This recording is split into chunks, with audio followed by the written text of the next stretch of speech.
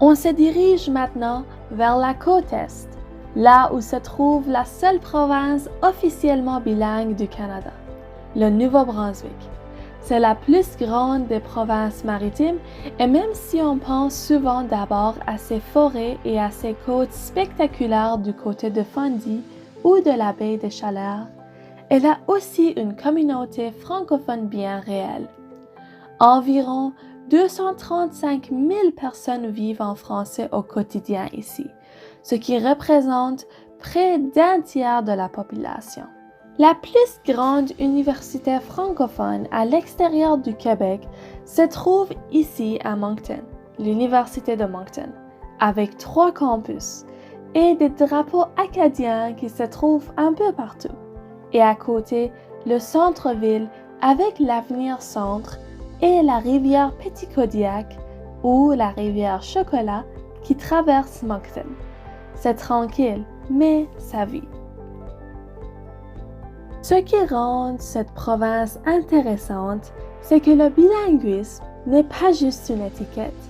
Depuis 1969, le Nouveau-Brunswick est la seule province canadienne à avoir sa propre loi sur les langues officielles. Concrètement, ça veut dire que les services publics, les écoles et les institutions fonctionnent autant en français qu'en anglais. Et puis, il y a la nature, la baie de Fundy avec les plus grandes marées du monde, la ville de St. Andrew, petite ville historique au bord de l'eau, des forêts à perte de vue. C'est beau, mais ce n'est pas juste du tourisme. La culture acadienne est ancrée dans ces paysages. Mais le moment où tout devient visible, c'est le 15 août, la fête nationale des Acadiennes. Tintamarre dans les roues, les drapeaux acadiens partout, les chaudrons, les cuillères, tout le monde fait du bruit. Ce n'est pas une commémoration triste, c'est une fête. Et le soir, des concerts un peu partout. Le violon, le rock, parfois du rap. Le public est mélangé des jeunes et des moins jeunes. Ça vit. À travers ce survol, on comprend vite que le Nouveau-Brunswick a une culture vivante, même si son histoire n'a pas toujours été facile. On a voulu aller plus loin que les paysages et les festivals. J'ai donc rencontré une ancienne enseignante de français de l'école l'Odyssée, qui est la seule école secondaire francophone à Moncton et qui est maintenant à la direction de cette école, ainsi que 2 étudiants universitaires. Ils vont me parler de leur expérience en tant que francophone ici à Moncton. Bonjour, je m'appelle Justin Guittard, je suis directeur adjoint à l'école L'Odyssée de Moncton et j'ai été enseignant de français à cette même école-là pour 12 ans. Alors, j'ai enseigné le français en milieu minoritaire pendant une douzaine d'années. Au départ, moi, ce qui m'a attiré dans le français, c'est l'amour que j'avais pour cette langue-là et pour cette culture francophone. Puis, je l'enseigne au Nouveau-Brunswick parce que c'est de là d'où je viens. C'est extrêmement important dans une province qui est bilingue d'enseigner la langue de la minorité. Parce que ce serait facile pour les gens de tout simplement commencer à parler la langue de la majorité. Surtout que nous, par exemple, à l'école, la majorité des élèves maîtrisent l'anglais. On pourrait juste se dire, on va juste tout parler en anglais et ce sera facile. Mais là, on perdrait tout un pan de la culture du Nouveau-Brunswick puis de l'identité de ces personnes-là. Parce que ça fait partie de l'ADN des gens qui sont à notre école, cette langue, cette fierté-là francophone. Puis c'est pour ça que c'est important qu'on continue, nous, d'enseigner cette langue-là, puis d'insister aussi pour que les jeunes attachent et accordent une importance à cette langue-là. Lorsqu'on enseigne le français au Nouveau-Brunswick, je dirais que c'est important, c'est essentiel qu'on fasse de la place à la grande francophonie mondiale. Donc, on va étudier des auteurs de différents pays francophones, à la francophonie canadienne aussi également, parce qu'on est au Canada, mais aussi à la spécificité qu'on a au Nouveau-Brunswick, donc la francophonie du Nouveau-Brunswick, qu'on peut appeler aussi l'Acadie. Donc, nous, on va tenter comme enseignants, comme passeurs culturels, d'offrir aux jeunes l'occasion de lire des textes qui sont d'auteurs acadiens, par exemple. Puis, ça peut être difficile parfois parce que des fois, le regroupement des élèves dans nos classes, ce n'est pas nécessairement tous des élèves qui sont acadiens. Puis parfois, pour certains élèves qui nous proviennent de l'étranger, ben, c'est un défi de voir ce type de texte-là. Autant que c'est un défi pour quelqu'un qui est acadien, peut-être un texte qui nous provient d'un autre endroit dans la francophonie. C'est ce mélange-là des langues, c'est la même langue, mais chacun des pays ou des endroits ont leurs particularités. Puis je pense que c'est essentiel comme enseignant de leur montrer les différents types de français qu'il y a. Mais maintenant, c'est sûr que comme on est ici au Nouveau-Brunswick, on est en Acadie, il faut qu'on fasse une place à ça parce que c'est ce qu'on vit à tous les jours. C'est l'environnement dans lequel nos élèves sont, peu importe d'où ils viennent à travers le monde. Fait que je pense que c'est dans le choix des textes, dans le choix des référents qu'on va avoir en classe aussi, lorsqu'on donne des exemples, dans les invités qu'on va faire venir en classe, dans les sorties qu'on va faire à l'extérieur, qu'on fasse une place à cette culture-là acadienne qui est importante. Moi, j'ai toujours eu un rapport difficile peut-être avec l'Acadie en tant que tel. Je me suis longtemps pas identifié comme un Acadien. Pourtant, mes parents sont acadiens, ma famille est acadienne. Moi, je m'identifiais comme un francophone, un Canadien, un Néo-Brunswickois, mais j'avais toujours une relation amour-haine avec l'Acadie. J'ai un souvenir, moi, de jeunesse négatif en lien avec l'Acadie. Moi, j'ai une de mes grand-mères qui est décédée le 15 août. Fait que pour moi, l'Acadie, moi, ça s'alignait avec ce départ-là. Mais en grandissant, quand je suis devenu adulte, puis à l'école avec les jeunes, on dirait que c'est là, je l'ai peut-être compris plus tard, mais c'est là, moi, que j'ai compris un petit peu plus l'importance de cette culture acadienne-là, à laquelle j'avais quand même, à l'adolescence, fait un peu plus d'eau. Grande culture francophone, mais acadienne, beaucoup moins. Puis j'avais l'impression qu'on était moins bons en Acadie. Que nos livres étaient moins bons que les livres québécois, que nos films étaient moins bons que les films québécois. Puis je me suis rendu compte adulte que c'était pas du tout le cas. Puis qu'on faisait de très belles choses, puis qu'on pouvait être fier de faire des choses en tant qu'Acadien. Puis aujourd'hui, ben moi, je m'identifie comme un artiste acadien. Puis j'aurais pas cru ça il y a 20 ans. Fait que c'est un rapport qui a évolué avec le temps. Puis je pense que pour nos élèves, ça fait ça aussi. Le rapport va évoluer, puis c'est normal, c'est correct ça. C'est important que les jeunes soient conscients de l'histoire de l'Acadie parce que l'histoire, là, ça sert à une chose. Ça sert à ne pas répéter les erreurs du passé. On apprend qu'est-ce qui s'est passé dans le passé pour ne pas répéter les mêmes erreurs. Puis malheureusement, la vie, souvent, c'est ainsi qu'on finit par oublier ce qui s'est passé et on refait les mêmes erreurs. Fait que c'est important que les élèves comprennent par où est-ce qu'on est passé, les Acadiens, les francophones, pour arriver à obtenir ce qu'on a aujourd'hui. Que ça n'a pas toujours été facile, qu'il y a eu des défis, qu'il y a eu des confrontations, qu'il y a eu des moments où est-ce que nos droits peut-être ont été brimés. Puis si on ne veut pas que ces choses-là se reproduisent, il faut que les jeunes soient conscients qu'on n'avait pas ça à un moment donné. Parce que parfois, c'est facile quand tu nais dans un moment où est-ce que tu as tout ce que les autres générations précédentes ont travaillé pour, c'est facile d'oublier qu'il y a des gens qui n'avaient pas ce que toi tu as aujourd'hui. Fait que c'est important qu'on leur rappelle ça. Puis que ce passé-là soit garant du futur, puis que ces gens-là ont une conscience collective sociale. Parce que, tu sais, les gens décèdent, les gens disparaissent, mais à un moment donné, il faut quand même qu'il y ait un passage de ce qui s'est passé pour que ça demeure, et pour s'assurer que ce qu'on vit aujourd'hui, ben, les générations futures vont être en mesure de le vivre eux aussi. Comme M. Justin Guittard vient de le mentionner, il faut connaître notre histoire pour qu'elle ne se répète jamais. Alors voici un rappel. Tout commence en 1604 avec la fondation de l'Acadie. En 1755, les Britanniques ordonnent la déportation massive des Acadiens. C'est le grand dérangement. Près de 12 000 personnes sont expulsées, séparées de leurs familles et leurs maisons sont brûlées. Mais, malgré tout, les Acadiennes reviennent et reconstruisent leur culture. Aujourd'hui, cette résilience se fête chaque 15 août. Moi, je suis très optimiste quant à l'avenir du français et de la culture acadienne et francophone au Nouveau-Brunswick. Je pense que les gens sont de plus en plus intéressés à nous entendre, à nous voir comme francophones, comme acadiens. Et j'ose croire que les jeunes, que la nouvelle génération va être portée par un sentiment de fierté face à cette langue-là, puis qu'ils vont vouloir la mettre de l'avant. Puis moi, j'ai la chance de collaborer avec énormément de jeunes sur énormément de projets. Puis il y a des gens formidables qui font des choses extraordinaires dans cette langue-là. Je suis pas du tout inquiet pour l'avenir. Je pense que le français au Nouveau-Brunswick a un très bel avenir. Si je pouvais dire quelque chose aux francophones de partout au Canada, je vous dirais d'être fiers de votre langue, d'être fiers de votre culture et d'oser, de rêver, puis de mettre en action ces rêves-là, parce qu'on est dans un monde où est-ce que tout est possible. Fait que moi, je vous dirais de foncer, puis que vous êtes capable d'accomplir tout ce que vous avez envie d'accomplir. Moi, c'est Marisol Gingras. Je suis une étudiante à l'Université de Moncton en journalisme, relations publiques, avec une mineure en marketing. Moi, je suis quelqu'un qui aime beaucoup la musique. J'adore chanter. Je joue du trombone depuis que j'ai 9 ans. J'aime beaucoup le théâtre. J'ai fait de l'improvisation au secondaire. J'en fais encore pour le plaisir. Et j'aime beaucoup les enfants. Je travaille dans une garderie, c'est quelque chose qui me passionne vraiment. J'adore parler de tout ce qui est développement de l'enfant, tout ce qui se passe dans leur petit cerveau. C'est quelque chose qui me passionne beaucoup. J'ai commencé à jouer du trombone. Ça, c'est le premier instrument que j'ai commencé à jouer dans le programme Systema ici. Ça, c'est un programme qui permet aux jeunes euh, de pouvoir, qui n'ont pas nécessairement la chance, qui peuvent jouer des instruments, faire des choses comme ça. Moi, j'ai commencé avec ça. Et ensuite, là, je me suis intéressée plus au chant. Puis là, j'ai fait Accro de la chanson.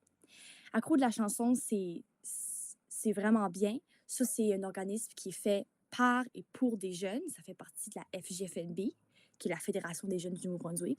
Donc, c'est comme ça que j'ai commencé à faire de la musique en français. Puis, c'est là qu'on a commencé à pouvoir. On parle de l'Acadie, on parle aussi de nos racines québécoises. Dans mon groupe, on avait des parents qui étaient québécois. Donc, on peut vraiment parler de tout d'où ce qu'on vient, de partager tout ce qu'on a à l'intérieur de nous. Donc, c'est comme ça qu'on garde ça un peu vivant. Mais c'est vraiment cet organisme-là qui nous a permis de faire ça. C'est vraiment super bon.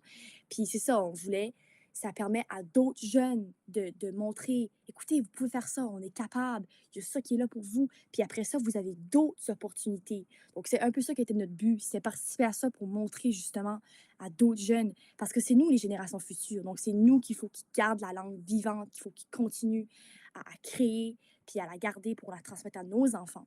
Donc, c'est un peu ça qu'on voulait démontrer avec notre musique, puis qu'on voulait démontrer avec notre parcours, de montrer que c'est possible, qu'il y a des opportunités, qu'il faut travailler pour, puis, mais que c'est possible en fin de compte. Mais c'est pour garder la langue française vivante. Parce que si on fait que parler, qu'on fait rien de physique, de concret, on va perdre la langue ici. Parce que la langue française, elle est minoritaire au Nouveau-Brunswick ici.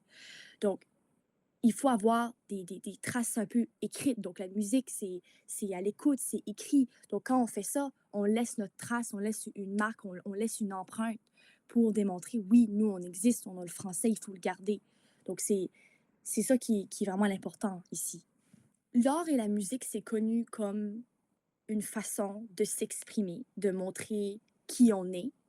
Et donc, le lien entre la langue et la culture, c'est qu'on va faire ces choses-là dans notre langue et on va partager notre culture à nous. Donc, par exemple, ici, on va partager la culture acadienne, on peut faire un petit peu des folklores traditionnels, ou on peut aller avec des choses qui sont de nos racines. Par exemple, moi, j'ai des racines québécoises, ben, je peux mélanger un peu les deux.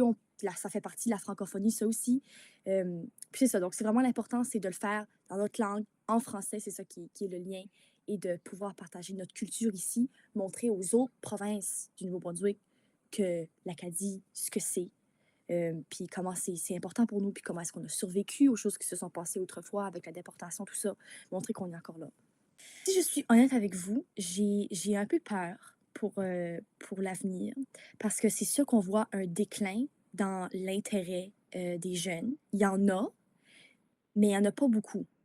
Donc, c'est pour ça qu'il faut vraiment ne pas arrêter, faire la promotion dans les écoles, commencer très jeune pour vraiment là, bouger, que les jeunes aient le goût de s'essayer, de se lancer là-dedans.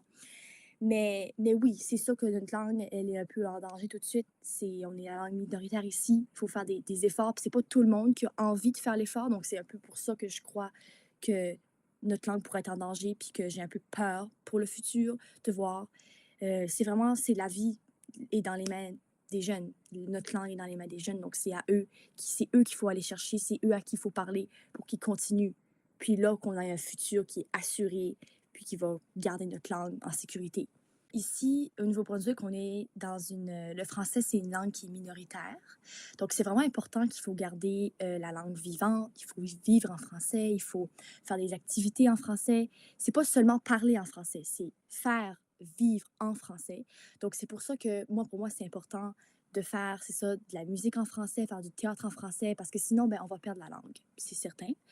Euh, donc, moi, ma mission avec ça, c'est aussi donner le goût aux autres jeunes de faire de la musique, faire des choses en français. Ça peut être participer à des ateliers en français.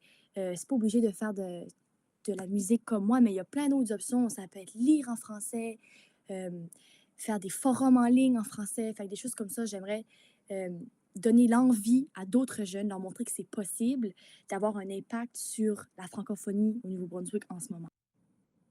Bonjour, je m'appelle Emma Raphaël et je suis la présidente de la Fédération étudiante du campus universitaire de Moncton.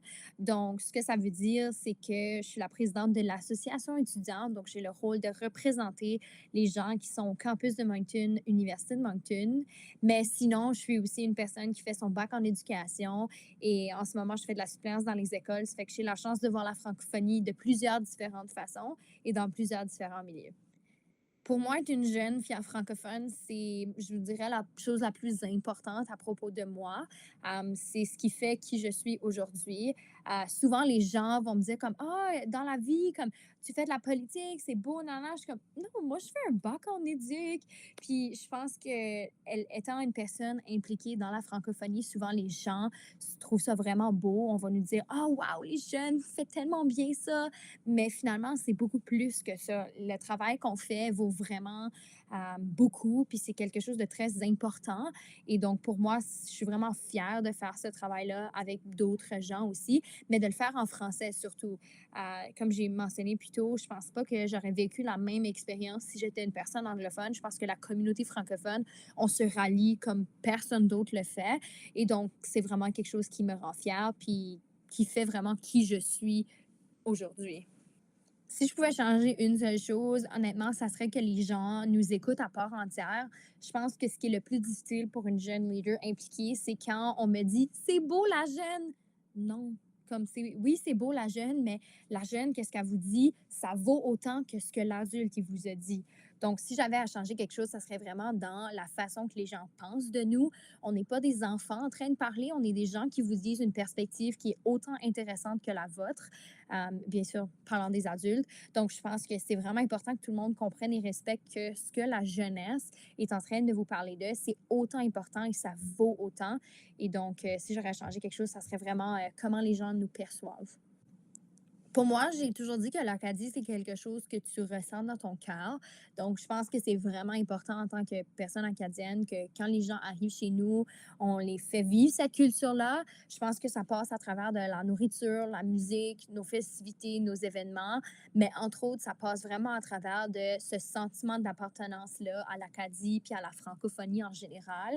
Je pense que l'Acadie, c'est vraiment, comme on va dire, les fêtes de famille, c'est le type de nourriture, c'est le type de musique. Donc, je pense que c'est important pour les gens qui arrivent en Acadie, qui veulent découvrir l'Acadie, de vraiment le faire à tous les niveaux parce que c'est comme ça que vous allez vous sentir appartenu à cette communauté-là. Puis, selon moi, n'importe qui peut devenir Acadien. Je pense pas que c'est une affaire de sang. Je pense que c'est vraiment une affaire de vouloir, de participation. Et si vous allez à tous les 15 août depuis 20 ans et vous aimez manger du fricot, puis vous aimez du Lisa Leblanc, vous pouvez certainement vous considérer Acadien si c'est comme ça que vous vous sentez dans votre cœur. Donc, je pense vraiment que c'est important que, premièrement, les Acadiens, on accueille parce que c'est notre rôle, mais ensuite que les gens qui veulent s'intégrer puissent se sentir à l'aise de se sentir partie de la communauté parce que, ben, finalement, ils le sont. C'est certain qu'un bon fricot, je pourrais jamais pas aimer ça. Par contre, c'est important de clarifier que mon fricot, il y a des pâtes et la sarriette dedans. Il faut clarifier quand même parce que des fois, on sait pas quelle sorte de fricot. Et chanson préférée acadienne, je vous dirais que c'est certain que 1755, peu importe leur chanson, que ça soit CB Buddy ou des choses comme ça, c'est pas mal toute la bonne musique. Sinon, du Lisa Leblanc, on peut jamais se tanner d'écouter ça. Donc, c'est certain que j'ai une playlist francophone que j'écoute pas mal à tous les jours, puis il y a plusieurs différents artistes dedans acadiens qui je suis vraiment fière d'écouter. Faites des activités. peu importe comment tu veux t'impliquer, que ce soit dans les sports, que ce soit à l'école, que ce soit après l'école, que ce soit avec ton église, que ce soit avec n'importe quoi, le français, la meilleure façon de se sentir comme si c'est ta langue autant que ta langue maternelle, c'est vraiment en t'intégrant, en faisant des activités, en allant à des événements. Si vous êtes à l'école secondaire, la Fédération des jeunes francophones du Nouveau-Brunswick fait beaucoup d'événements. C'est des super belles opportunités d'aller vivre votre français sans que ça soit à propos du français. On parle de différentes sortes de choses, mais ça n'a pas besoin d'être OK, on va parler du français. Non, on va parler du soccer, mais en français. Donc, je vous encouragerais vraiment à vous impliquer, peu importe la façon de le faire, pour vraiment vivre votre français sans nécessairement que le sujet soit le français. Continuer, c'est super. Moi, je suis tellement contente à chaque fois que je vais dans une autre province et je réalise qu'il y a vraiment un gros groupe de francophones. On réalise pas, je pense, hors du Nouveau-Brunswick, à quel point il peut y avoir des francophones. Donc, gênez-vous pas, continuez de prendre votre place, continuez à demander pour vos services en français, continuez à demander pour avoir des choses en français.